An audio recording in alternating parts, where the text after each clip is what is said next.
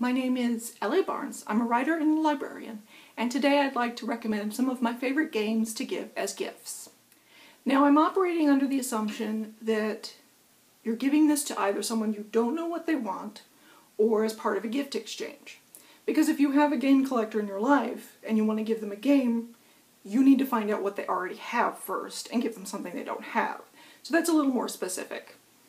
I wanted games for this list that are really gorgeous on presentation or really wonderfully themed. That way someone who may never have seen this game before would open it up and be like, oh wow, this looks really neat.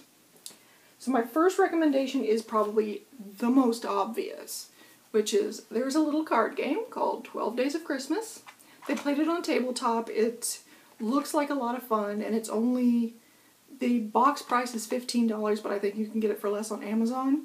This makes a great add-on to any of the several other games that I've recommended before, especially Forbidden Island and Forbidden Desert. Especially if you're trying to hit like a price point for a gift exchange, it's good to take one of these little ones and then add it to one of these.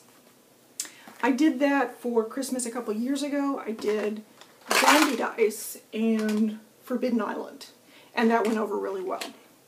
I still recommend all of the other games, by the way, that I've mentioned on this show.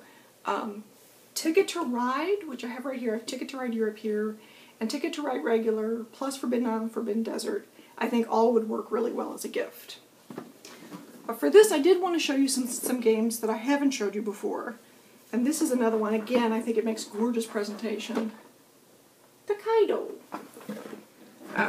Takedo is, the story of the game is that you are Japanese travelers on a road and you're trying to have the richest experience as you're on this vacation, essentially.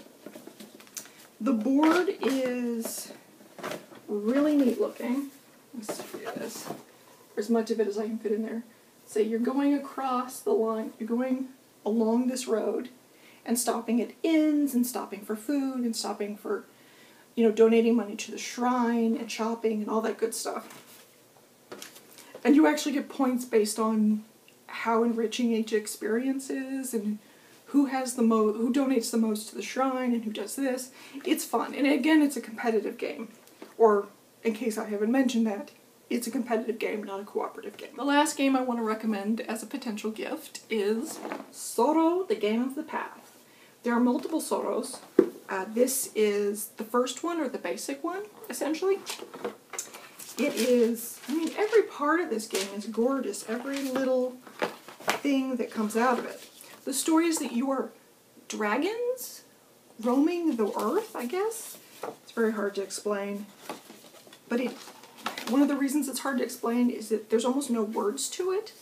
It's very visual and it's very sort of, geometric maybe?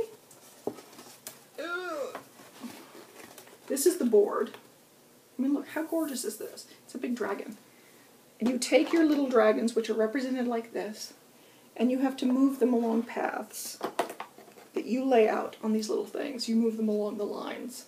And you have to not run into the other dragons and stay on the board for as long as possible. It's a competitive game, not a cooperative game, and it's fun. It's really good to play if you've got, visual learners in your family or in the group that you want to play with, or people who just get really tired of word games, which is understandable.